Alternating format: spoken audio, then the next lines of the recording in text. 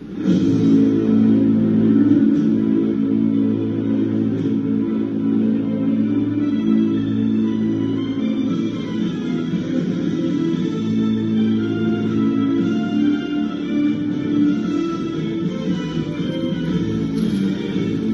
Aceh sampai Papua, makan bergizi program negara.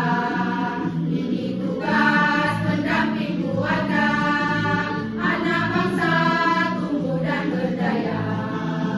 Tidak kembali pulang sebelum MPG datang. Ibu hamil menyusui dan balita menerima demi negara.